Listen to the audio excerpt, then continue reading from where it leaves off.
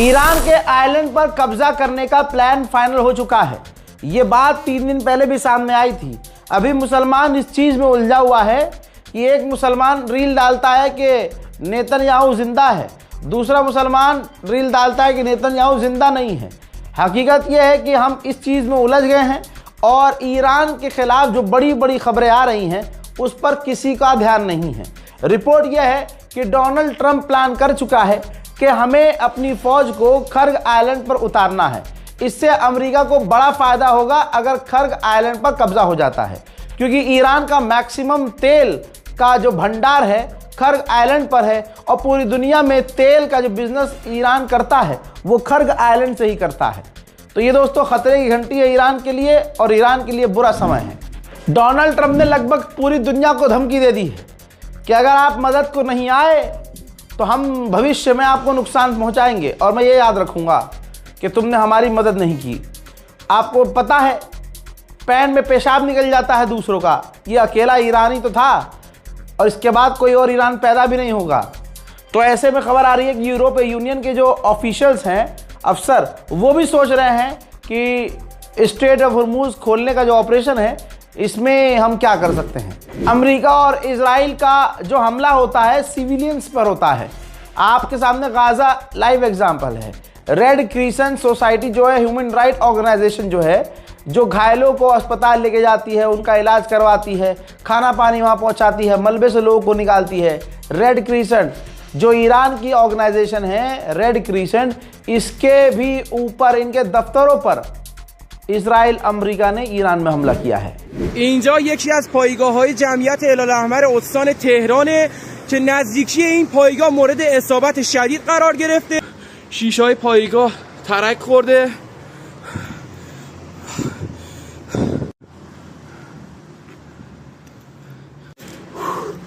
تمامی شیشه‌های پایگاه ریخته. ما در حال افطار بودیم، داشتیم سفره افطار رو جمع می‌کردیم که صدا اومد و فقط تونستیم پناهگیری انجام بدیم و بعد از پناهگیری خروج اسرائیل رو انجام دادیم. उधर इराक के अंदर आतंकवादी संगठन एक्टिव हो चुके हैं। मामला बिगड़ गया है। इराक के अंदर जो ईरान के समर्थन वाले ग्रुप हैं उनके ऊपर भी अमेरिका ने हमले किए हैं। दोस्तों आपके सामने अल जजीरा का अपडेट रख रहा हूं, सोर्स कंफर्म है ना, सुन लीजिए इजराइल ने क्या कहा है। तेहरान, शिराज, तबरेज, ईरान के इन तमाम बड़े जगहों पर हम लगातार हमले करते रहेंगे हज़रात, क्योंकि मोहम्मद बिन सलमान ने कह दिया है, आदेश मोहम्मद बिन सलमान का है कि जितना पैसा चाहिए हम आपको देंगे, ईरान को पीटो। ये है बिन सलमान। इजराइल ने कंफर्म किया है कि हमने ईरान के एक पैसेंजर विमान को उड़ा दिया है जिसका इस्तेमाल सुप्रीम लीडर करते हैं। बता दूं आपको कि मुज्तबा खामनाई जो फ़िलहाल सुप्रीम लीडर हैं, उनके बारे में ख़बर ये भी आ रही है कि वो रशिया तो हैं ही, लेकिन जब वो घायल थे तो व्लादिमीर पुतिन ने अपना स्पेशल जहाज़ ईरान भेजा था और उसी जहाज़ से वो मॉस्को पहुँचे हैं और उनका वहाँ ऑपरेशन हुआ है, सर्जरी हुई है। ऐसी खबरें आ रही हैं।